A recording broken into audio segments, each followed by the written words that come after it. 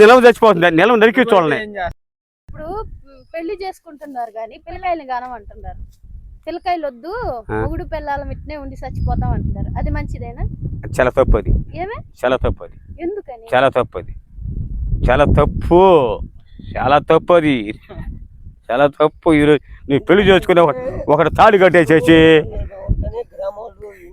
కాదు, ఒకటి తాళి కట్టేసిన తర్వాత నువ్వు తాళి కట్టేసిన తర్వాత సరే పిల్ల పక్కన పడుకో, నువ్వు పడుకోవా?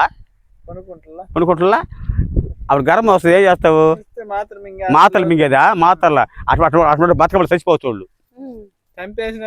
నిలవ చచ్చిపోతుంది, నిలవ నరికి చూడాలి. నిలవ నరికేస్తాను నేనైతే. దేనికని ఓడి ఎందుకని ఇంట్లో బిడ్డ లేకుండా పిల్ల పెట్టుకు ఇంట్లో పెట్టుకోలేదు లవడా ఉండేది. నువ్వు దేవుడు చచ్చి కోసం నిలవ నరికొస్తుంది నేనైతే. సరే పిల్లకాయల్ని కంటారు, వాళ్ళ స్కూల్ ఫీజులు ఎవరు కట్టేదే? కట్టుకోండి. ఇప్పుడు ఎంత ఉన్నాయి తెలుసా? ఎంత ఉన్నా సరే మీరు కట్టుకోండి. ఇప్పుడు నువ్వు కష్టపడి సంపాదించి పెట్టు, బిడ్డను చదివిస్తున్నావు. దేనికి చదివిస్తున్నావు నువ్వు?